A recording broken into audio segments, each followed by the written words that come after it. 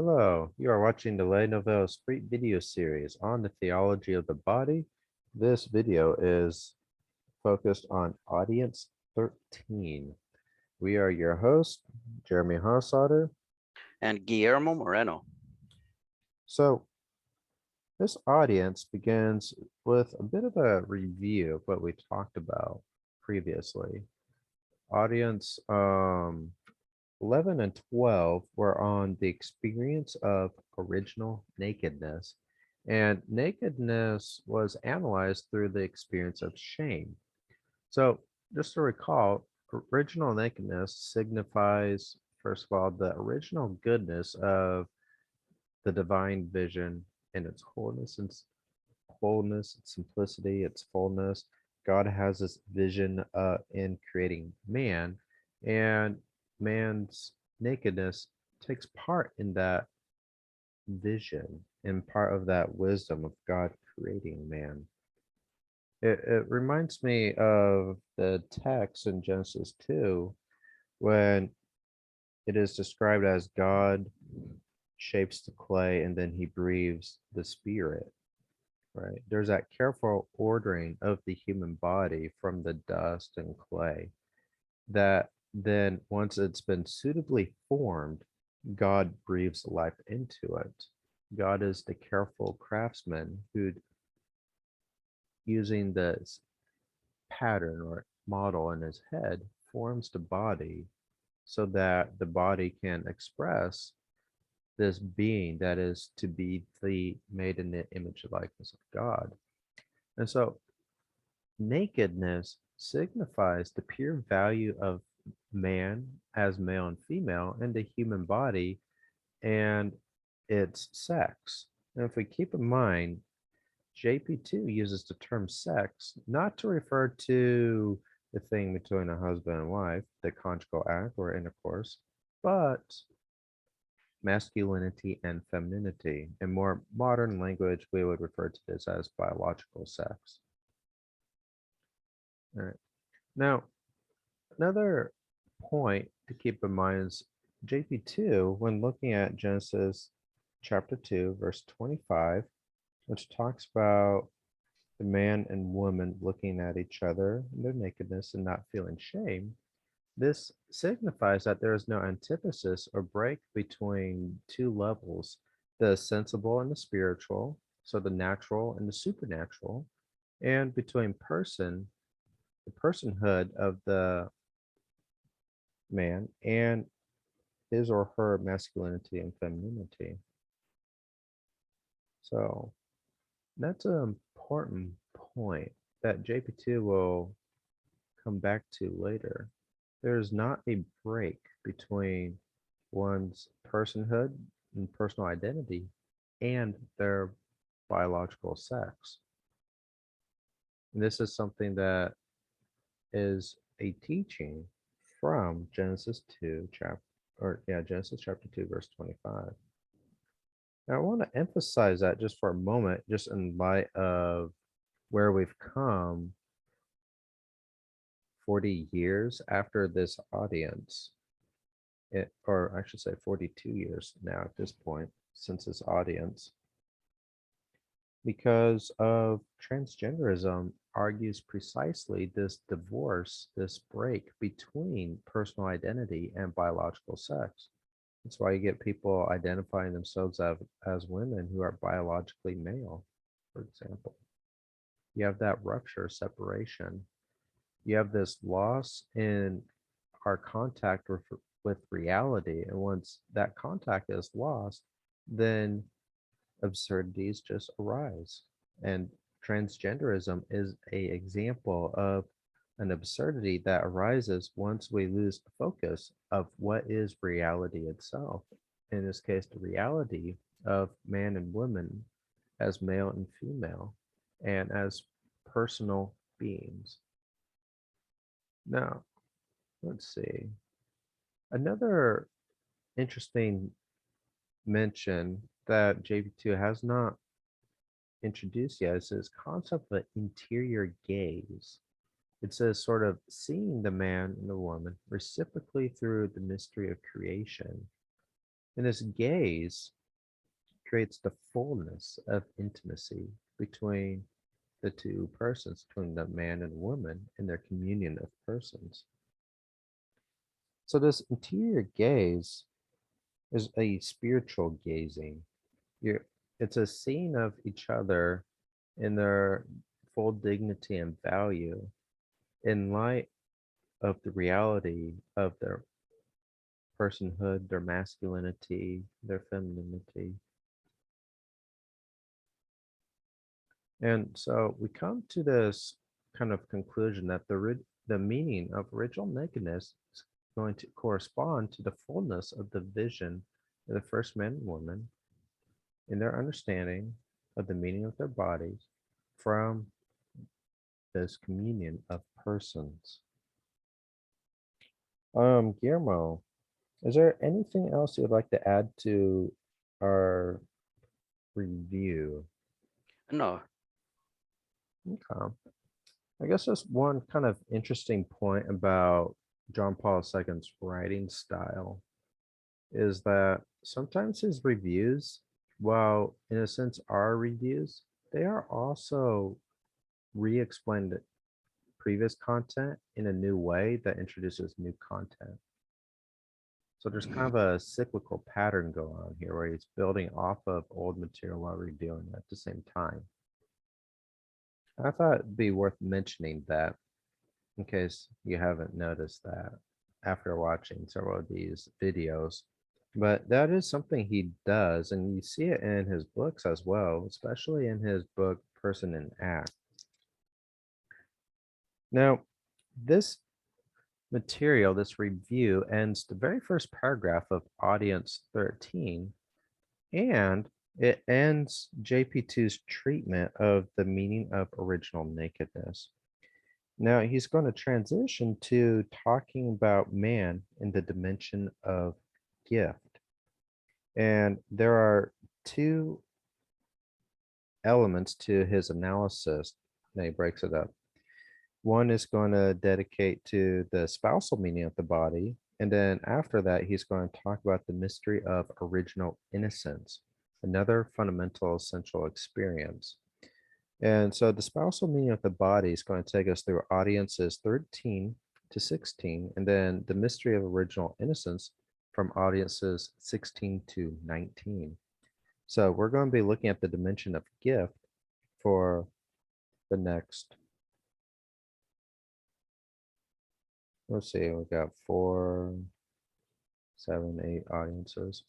Well, we'll be talking about this for a while. Let's see now. Oops, double clicked again. Double clicked again. There we go. All right, experience and gift. So one important point that JP2 makes in footnote 23 is that an adequate anthropology, and anthropology means the study of the human person. So an adequate anthropology relies essentially on human experience and cannot be reduced to naturalistic conceptions.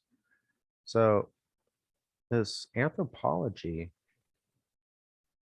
because it relies on human experience, it is fundamentally a personalistic approach. This is something important to just note because one of the themes throughout these audiences is JP2's emphasis on experience. And so, again, we just kind of have this re-emphasis of the fact that experience not only plays a role in our understanding of ourselves as human persons, but it plays an essential role for us to even build an adequate anthropology, a kind of philosophical understanding of who is and what is the human person. Now, we're going to transition by kind of going back. We think about Genesis 1 and 2, they are creation accounts. Jesus Christ in Matthew 19 said, go back to the beginning in his discussions with the Pharisees concerning marriage. And that's what JB2 brought us to. Now, JP2 wants to bring us to another element of this going back to the beginning, and that is the concepts of created and creator. These concepts require a hermeneutic of gift. And so the hermeneutics of gift is going to get us to the heart of creation. It's going to get us to the essential truth and depth of these original experiences of the first man, first woman. And by the first experiences, we are talking about original solitude, original unity, original nakedness. Did you have anything you'd like to add, Guillermo? No, you're really elaborating on just the main points in the audience. All right. Yeah, you usually have something great to help further develop. So I just want to check in with No, you. yeah, thank you. Absolutely. All right. We're going to continue cruising through this. All right. Curation and gift. So we're going to have some reference to footnote 24 in this content. Okay. So in Genesis chapter 1, verse 1, 21, and 27, we're told God created. And JP2 brings our focus to the term created. We can see the Hebrew word here, which transliterates meaning bara, create, and only God performs bara. Only God creates in the sense of create. And interestingly, verse 27, when God baras man, when God creates man, bara is used 3 times. This threefold repetition then emphasizes the fact that man is the high point of creation. There is a fullness and perfection about the creation of man that is emphasized by the fact that bara is used 3 times. And just thinking about that also gives me a sense of kind of the unity of the Trinity in the creation, because bara 3 times, right? 3 persons in the Trinity. It just it gives me that kind of, it, I guess, how do I want to say this? I guess it just brings out that kind of Trinitarian emphasis in the creation of man. You have this communion of persons actively engaged in the creation of man.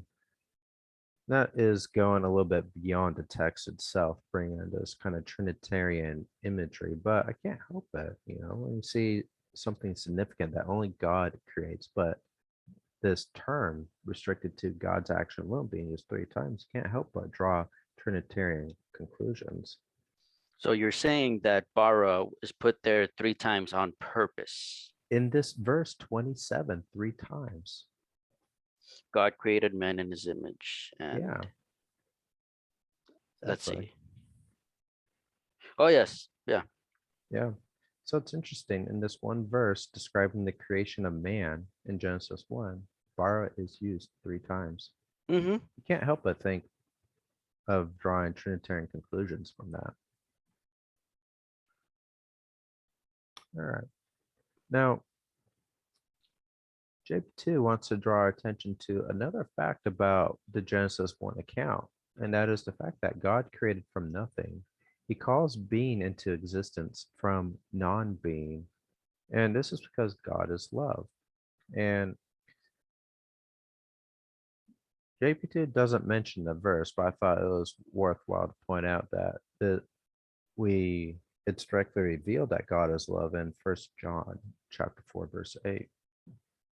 So the fact that God in Genesis 1, verse 31 says that creation is very good, this signifies that love is the divine motive for creation, because only love gives rise to the good and is pleased with the good.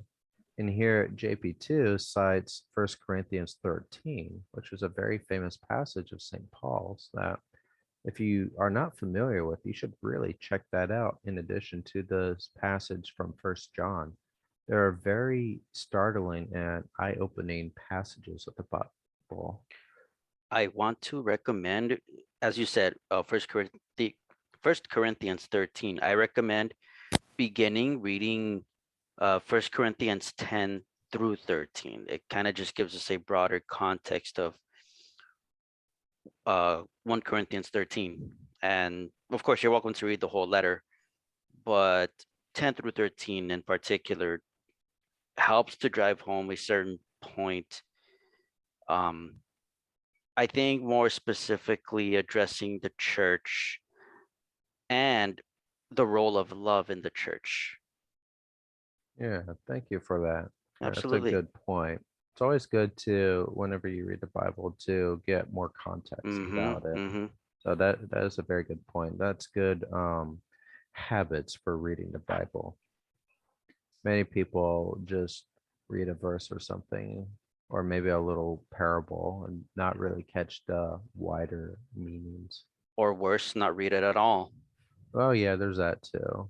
Yeah, Yeah. so off topic, but a friend of mine posted a meme by Stephen Colbert, and he has a picture of the Divine Mercy in the background with a Bible in his hand. He says, "Let's see where Jesus said anything about transgenderism." Oh, he doesn't.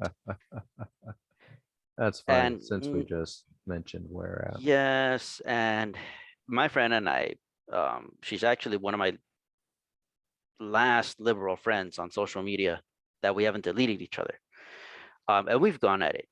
And I Yeah. would have, yeah, oh yeah, we've absolutely gone at it regarding religion, of course. Yeah. Yeah, and I was going to uh, ask, comment, asking, did Jesus say anything about divorce? The obvious answer is yes, but she wouldn't know that. I highly doubt Uh, she would know that. mm, And if she says, I don't know why, and I would say, well, if the criteria is what Jesus directly says in scripture, you'd be against divorce. And I know you're not. Fun story, funny story. it is it is funny. You Hypothetically, should send your hypothetical friend this story. video when we're done. I might. Yeah. Actually, you should send the whole series. That way she can understand this video better. Just saying. Maybe All right. then she'll delete me. Maybe then, yeah. Or hopefully maybe you'll have a better friendship. That's the goal, right? That's the Yeah, goal. Better friendship. absolutely. Absolutely. All right.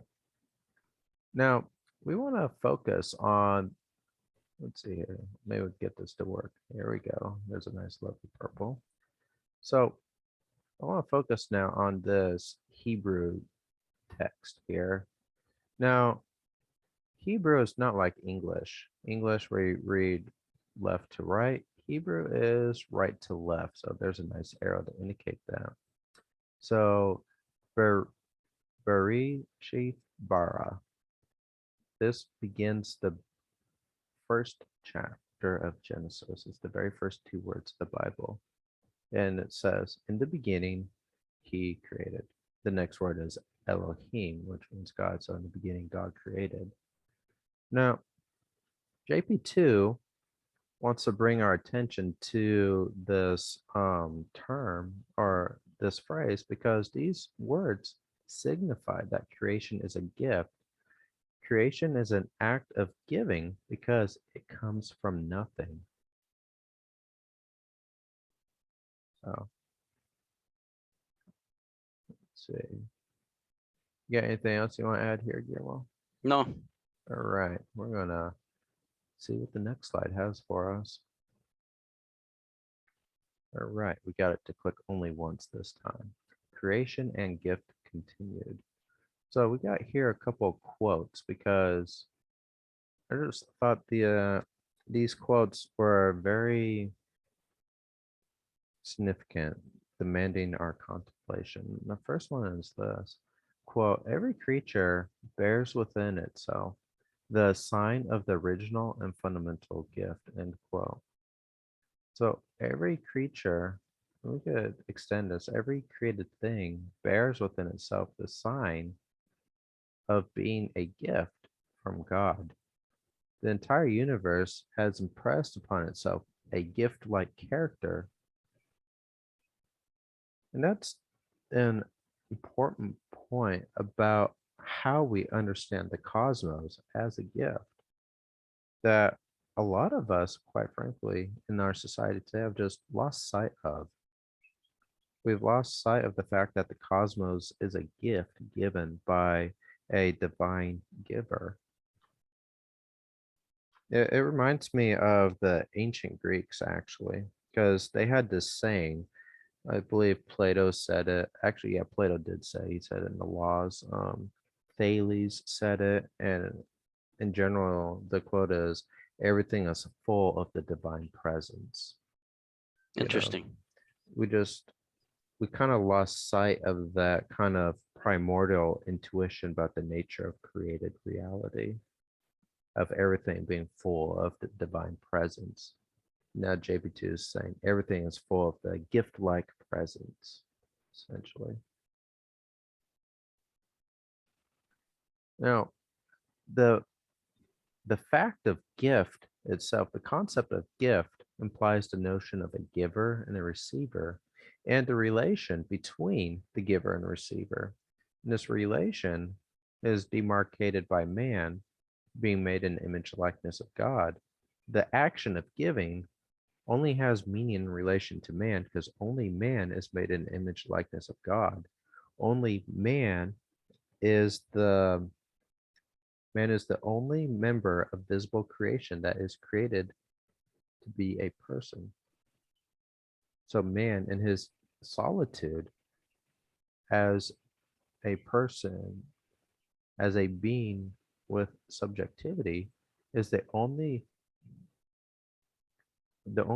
being in creation that can enter into this relationship, uh, enter into the dynamism between a gift giver and being the receiver. And so let's see here. We have our second quote now. So beginning the quote, creation is a gift because man appears in it, who, as an image of God, is able to understand the very meaning of the gift and the call from nothing to existence, end quote. Because man can have the self-knowledge and self-understanding, the self-consciousness of himself in his unique metaphysical position, he can understand the meaning of gift, the meaning of the cosmos as gift. And this is because man is made in the image and likeness of God. So creation is the fundamental and original gift. Man receives the world as gift. The world receives man as gift. So world and gift, the cosmos and man are a mutual gift given to each other by God. Um, did you have anything you'd like to add, Guillermo? Yes, what comes to mind is the book that you recommended me a while back, The Sacred and the Profane, by I I cannot remember how to pronounce his first name, but his Marcia last name, Eliade. Marcia Eliade. Yes. It acknowledges that time and space, they have a particular significance. There's the time and space that's dedicated to the divine, that's sacred, and then the rest is profane. That came to mind, and I know that's a very distinct topic from what we are talking, from what JP2 is referring to. I just couldn't help but recall that nonetheless, and it's a text that I would like to recommend to our listeners for getting an idea of just a clearer concept of what religion consists of. Yeah. Yeah, it's a great book. And Eliade is a very interesting thinker himself. He was a prominent researcher in the study of religion, comparative religions. And but his religious views himself that he believed in, he was a Romanian pagan. So he believed in the pagan cult, the ancient Romanians, which is very Hmm. bizarre for a modern back in the 50s and 40s and 60s, you know. And, and it's also interesting that you have a person like this, who even though his religious beliefs are kind of out there, he's written some very good books. Even JP2 recommends him as a thinker in Crossing the Threshold of Hope, interestingly enough. you know, and maybe I'm incorrect in using this analogy, but in light of the fact that some people would be against a lot of JP2 sources,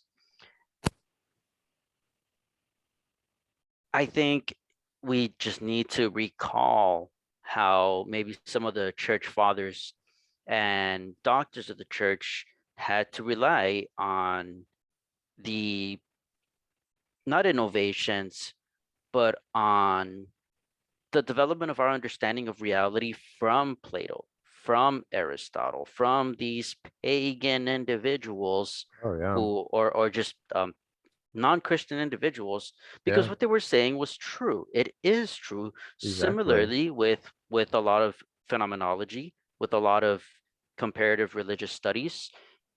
Okay, just because they didn't worship Jesus like we do, like we're supposed to, just because Aristotle and Plato were not Jewish, that doesn't mean they were wrong I in mean, what they were teaching. Like, there's some certainly they things they were. probably got wrong. Oh, I'm sure. I'm The sure. whole paganism thing, for example. But no, Okay. that's Yeah. a very important point. You know, Yeah. Yeah. I, Absolutely. it reminds me of kind of one of the trends that I've seen Mm-hmm. where like Protestants, there's a trend within Protestantism to reject the Hellenization of Christianity. What? Yeah, it's a Why? bizarre thing because even Saint Paul himself Yes. has Hellenistic influences. Like he Yes. cites pagan poets, for example. Yes, he does. And that blew me away. That blew me away when I realized that. Whoa. Yeah, yeah. And I just always thought that, you get these kind of, I guess, emphasis on intellectual purity that you don't recognize the Mm, wonderful analysis of reality that some of these thinkers have. absolutely. Like some of the Protestants, they'll say, no, don't read Aristotle. He's a pagan, you know? Stupid. And it's like, no, there's a lot of great things in Aristotle. Yeah. And some people have that kind of same reaction within Catholicism towards phenomenology. And I get it, because there's a lot of crazy people in Sure. phenomenology Yeah. that reject reality and don't really have anything useful to say. They're just wasting ink space. But on the other hand, there are some very important phenomenologists that were very influential for JP2. In Catholic circles directly, Yeah, like Sister Benedict of the Cross. right. St. Edith Stein. Mm-hmm. Or in the case of JP2, not only Edith Stein, but Max Scheler. Both were very big influences for JP2. Mm-hmm. All right. In fact, if I recall correctly, JP2 translated Edith Stein's finite and eternal being into Polish so he could better understand the text. Wow.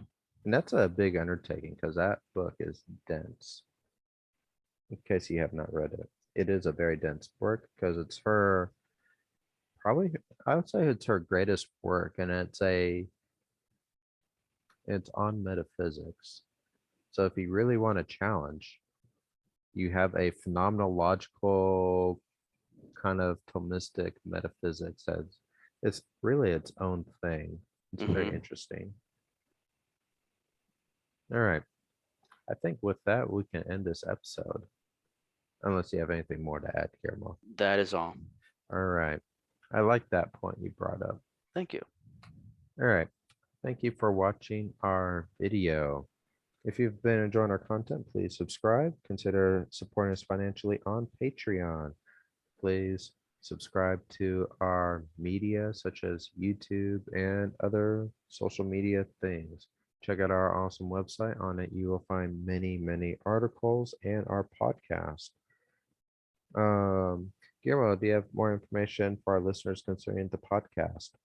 Yes, if you go to our website, it'll take you to the Buzzsprout website.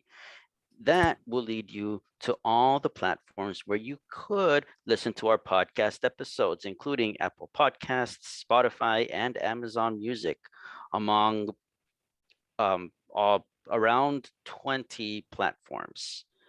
Yeah, in fact, if you go to this link at the bottom of the page, subscribe, I actually have links now on that page for most of those podcast distribution websites.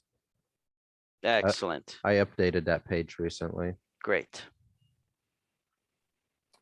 All And right. as always, everyone, please continue to keep us in your prayers for our ministry, for this work, and for this message of the theology of the body, Pope John Paul II's teaching, to spread like wildfire. Yeah, amen to that. All right. I guess with that, we shall end this video. Thank you for watching. God bless.